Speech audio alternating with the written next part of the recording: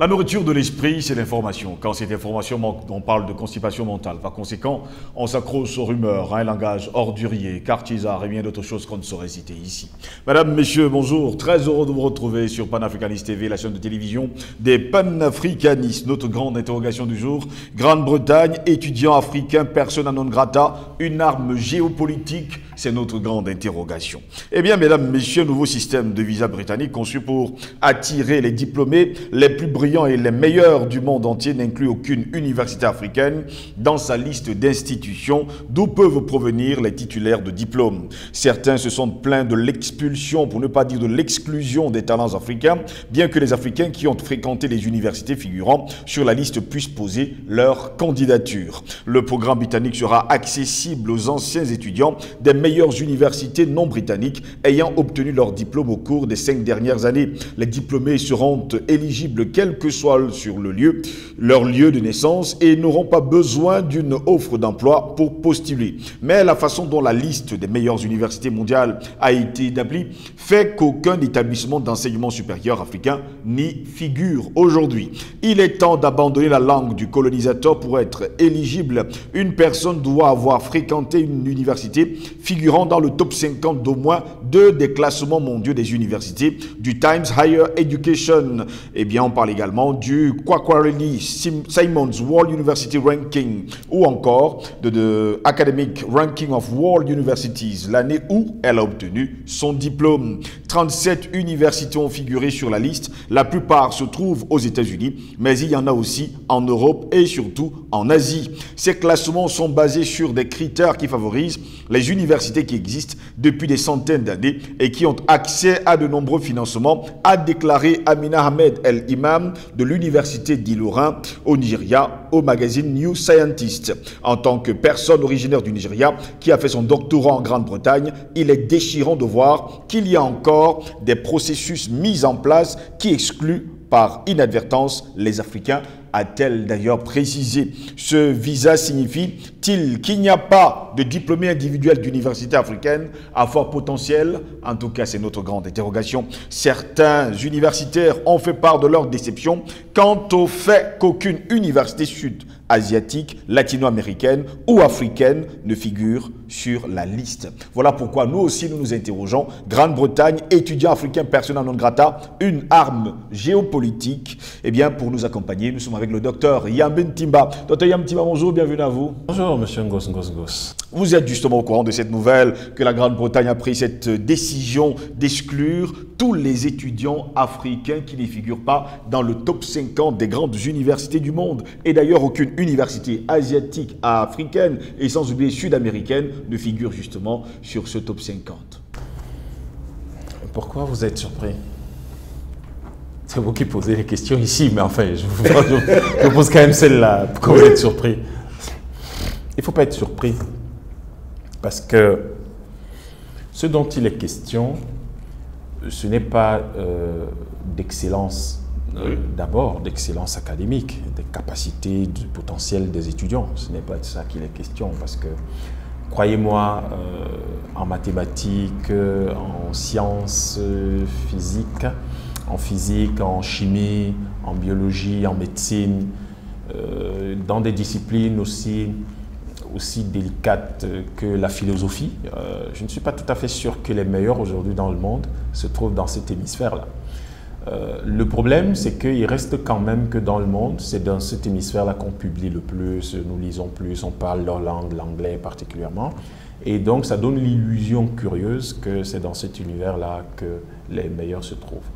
Mais soyons réalistes et lucides. N'allons pas simplement par les tripes. Et vous savez que ce n'est pas mon genre de faire des analyses basées sur les réactions émotionnelles. La vérité est que dans le cas spécifique de l'Afrique, la plupart de nos universités sont très peu équipées. Il ne faut pas du tout jouer avec ça. L'université, c'est très rigoureux, c'est très sérieux, c'est vraiment des règles avec lesquelles on ne transige pas. Parce que un diplôme universitaire, de quelque niveau que ce soit, c'est la reconnaissance internationale de capacité que vous pouvez exprimer et que vous manifestez partout où vous êtes. Si ces capacités-là ne s'expriment pas, ça veut dire qu'il y a quelque chose qui manque dans votre formation. Et cette chose qui manque dans votre formation est, si vous voulez, l'indicateur de la qualité de votre université. Je comprends bien la réaction de notre compatriote nigériane, mais je crois que ce n'est peut-être pas seulement parce que ces universités existent depuis des siècles, mais c'est parce qu'en fait, les gens font ce qu'on appelle un regroupement ethnique. J'ai l'habitude de vous parler de l'ethnie européenne. Et ça choque certaines personnes quand je dis l'ethnie européenne, mais c'est un classement qui arrive, ou disons c'est une décision qui arrive à un moment où nous sommes quand même dans un contexte géopolitique assez particulier. Vous remarquez le traitement des étudiants africains chassés d'Ukraine. Mais ces étudiants sont-ils si bêtes? Si ces étudiants viennent d'Ukraine et qu'ils ont la même formation, le même cadre de formation que les autres étudiants blancs venant d'Ukraine, pourquoi est-ce qu'eux, ils sont exclus ou ils sont mis en difficulté en Angleterre et même dans les autres pays d'Europe de l'Ouest? Oui. Pour quelle raison? Donc, en fait, les gens gèrent l'accès à la science et à la technologie. Il y a quelque chose qui vient de se passer et qui interpelle sérieusement les pays conscients de la place de la science et de la technologie dans le monde.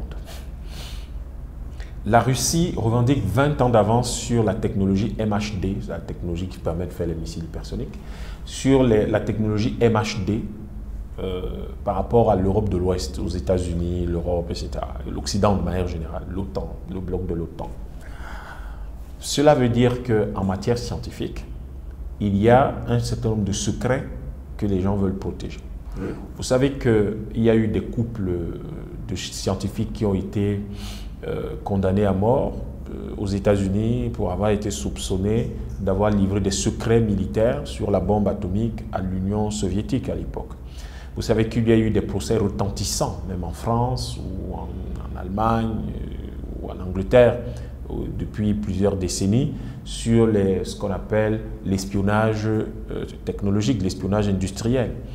Mais écoutez, les gens ont le sentiment qu'il faut protéger l'accès à un certain nombre de choses pour s'assurer de maintenir leur suprématie et leur avance. Dans le cas pratique de l'Afrique, ça fait partie des sanctions non écrites, non déclarées, pour n'avoir pas soutenu le bloc de l'OTAN. Contre la Russie. En fait, ces gens-là ne sont pas en guerre contre la Russie uniquement. Ils sont en guerre contre eux-mêmes, donc contre l'Europe occidentale, même si elle a fait semblant de ne pas s'en rendre compte, mais contre le duopole Russie-Chine.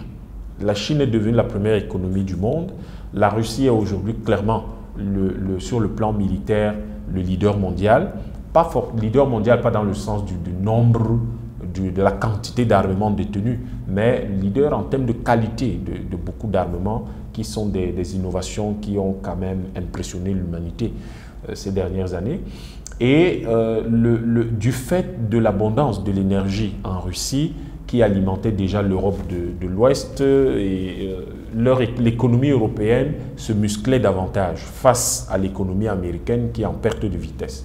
Et donc, Nord Stream 2 allait rendre l'énergie encore plus disponible et beaucoup moins chère. Et ces gens-là allaient faire ombrage aux États-Unis. Et ça consolidait l'une des choses que la Chine est en train de construire à travers son initiative de la ceinture et de la route, à savoir l'Eurasie, le bloc eurasiatique.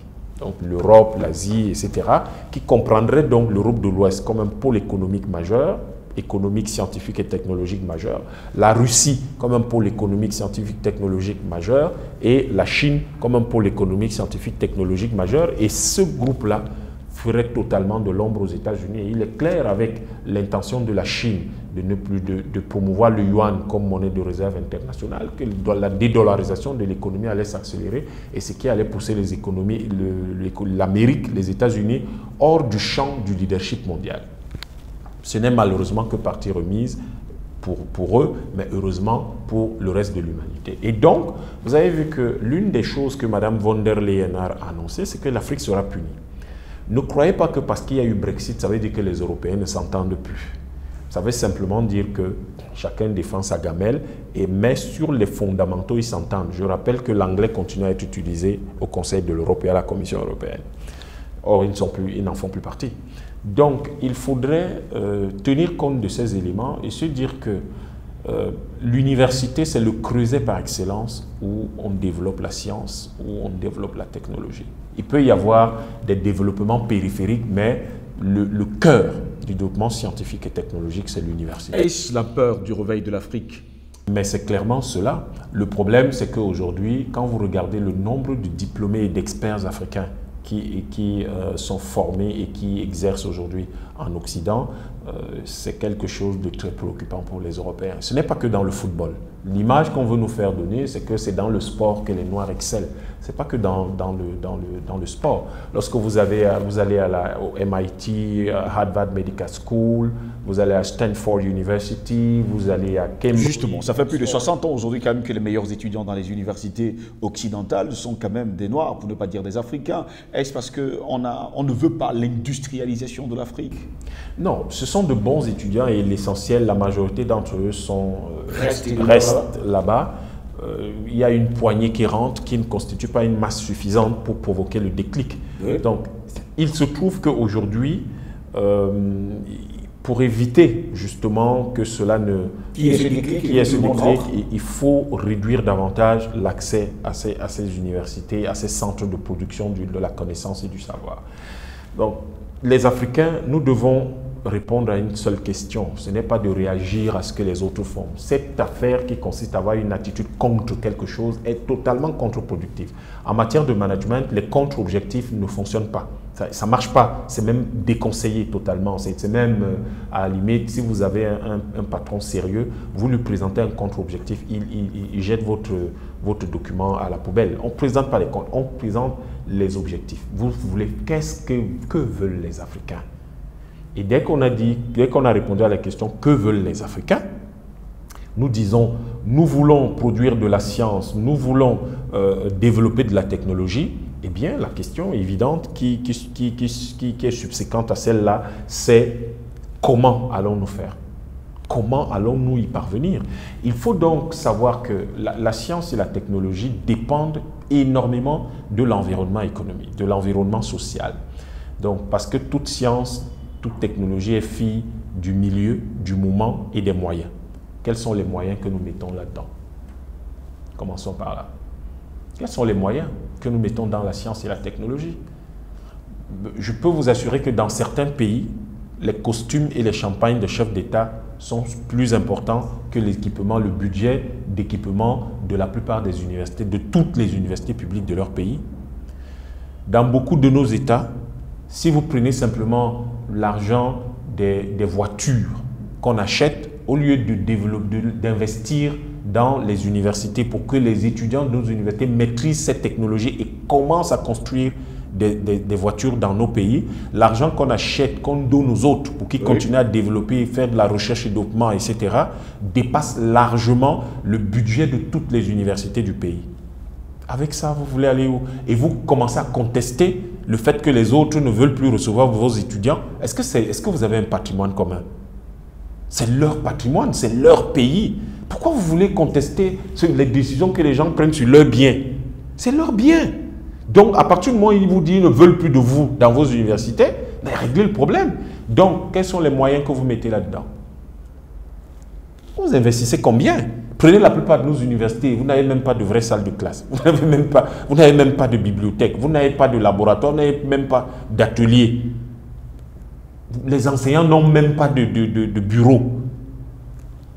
Comment voulez-vous que les autres aménagent leur espace et vous venez l'occuper en croyant que le fait qu'ils ont l'obligation de vous accueillir? Pourquoi? Investissez un peu dans vos universités. Mettez de l'argent parce que c'est le pays, le peuple qui a les meilleures écoles aujourd'hui est un peuple qui aura un meilleur avenir demain. C'est tout. Vous savez, nous entrons souvent dans certaines polémiques en Afrique qui me semblent totalement inutiles et qui me semblent même déplacées.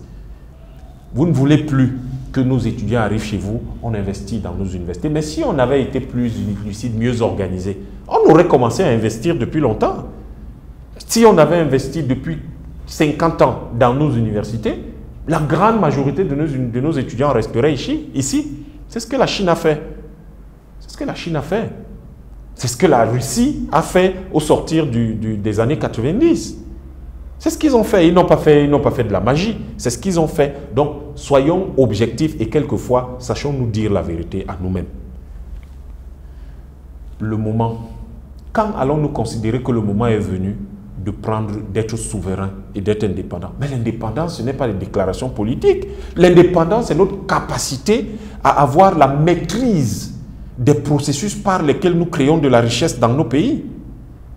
Mais si nous n'avons pas la capacité, nous ne maîtrisons pas ces processus de création de la richesse dans nos pays, laquelle richesse se fonde sur notre savoir et notre savoir-faire, parce que nous avons besoin d'un certain savoir. Et c'est ce savoir-là c'est de ce savoir que nous tirons les 25 à 35% qui représentent ce qui est qu'on appelle la technologie. Pourquoi on veut que les autres le produisent tout le temps et nous, notre environnement, nous ne le configurons pas pour ça? Donc, quand est-ce que nous allons considérer que le moment est venu de le faire? Troisième chose, le milieu. Mais la science, Tchakotine, un écrivain russe disait, les idées juste ne tombent pas du ciel. Des idées juste émergent d'un environnement qui est structuré pour les produire. Est-ce que notre environnement, notre milieu est structuré pour les produire? Quand on pense quand même que nous avons inventé la science, tout ce que nous avons apporté à l'humanité comme avancée technologique et scientifique, et qu'on regarde dans l'environnement qui a permis de produire tout cela du temps des pharaons et d'un certain nombre de royaumes, du temps des Dogons, etc. Ou par exemple, quand le royaume Bamoun, on avait quand même un roi qui a pu arriver à produire une écriture, des choses comme ça. Mais le royaume du Bénin et tout ça, tous ces royaumes, Songhai, Mali, qui ont...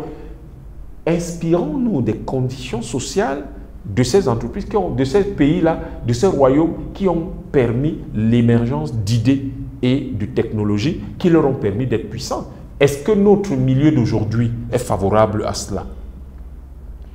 Est-ce que des milieux gangrénés par la corruption, par le consumérisme à outrance, sans production locale, est-ce qu'un tel milieu est de nature à favoriser l'émergence de la science et de la technologie?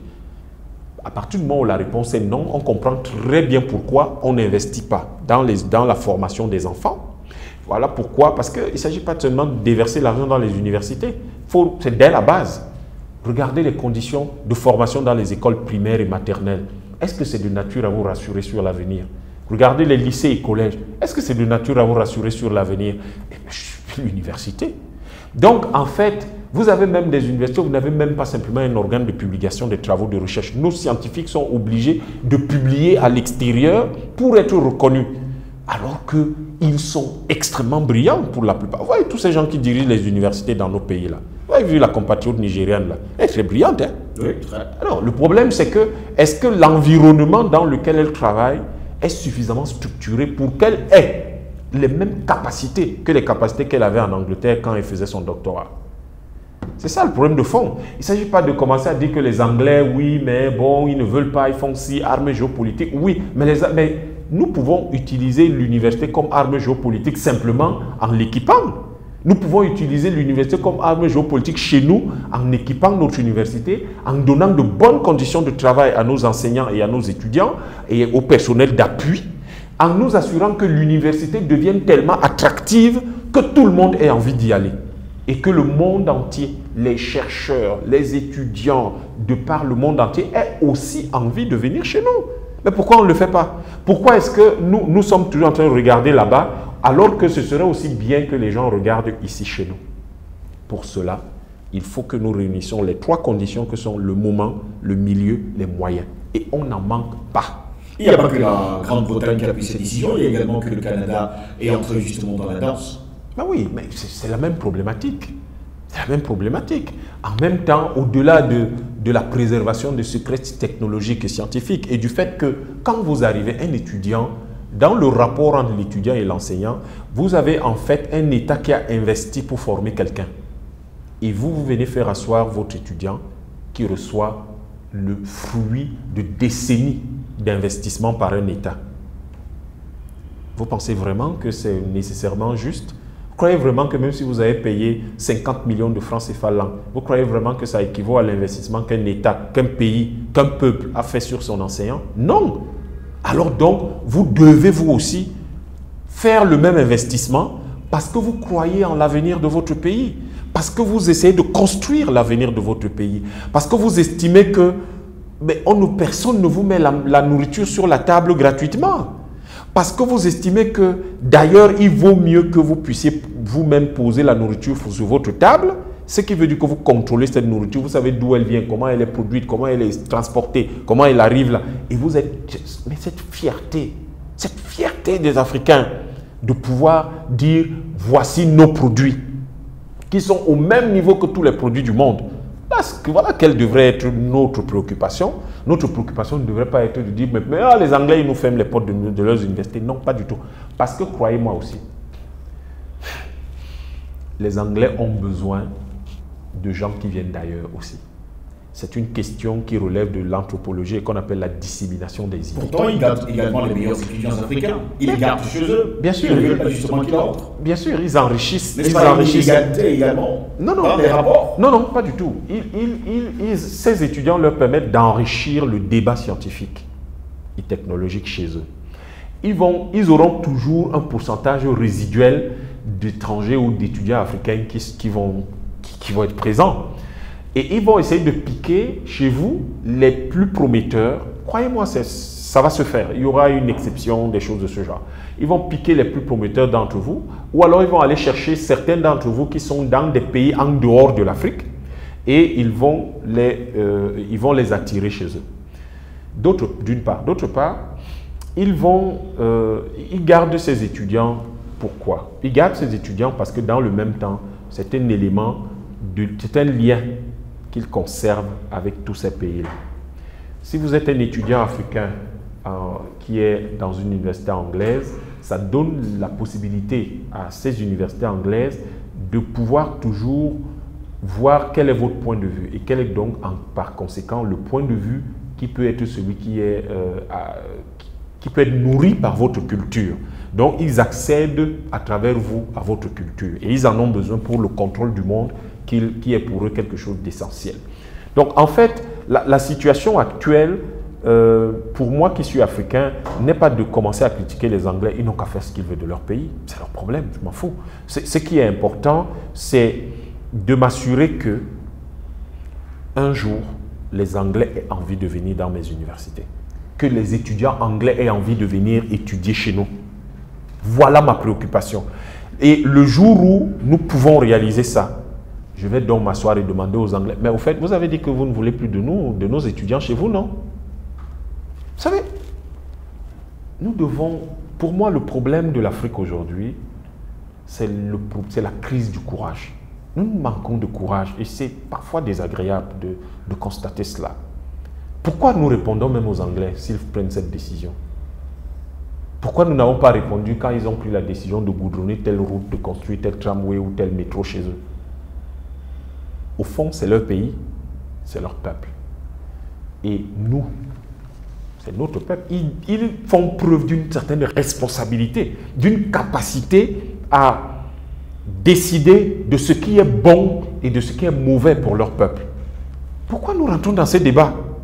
Le seul débat qui doit nous concerner et dans lequel nous devons rentrer et auquel il faut apporter la contribution la plus importante, la plus rigoureuse de chacun d'entre nous, c'est le débat de savoir qu'est-ce qui est important pour notre peuple, qu'est-ce que nous pouvons faire pour notre peuple, comment allons-nous structurer notre peuple, bâtir notre peuple pour que demain, les Anglais là, quand ils vont nous regarder, ils vont dire, mais il faut qu'on intègre les universités de ces gars-là. Il faut qu'on publie dans leurs revues. Il faut qu'on soit publié par les presses universitaires de chez eux. Il faut que nous ayons la chance qu'un de leurs enseignants puisse venir donner une conférence chez nous. Comment on va faire pour établir une sorte de partenariat pour la mobilité de nos étudiants vers leurs universités? Voilà ce qui est important pour nous. On arrête de se pleurnicher. Soyons moins grincheux.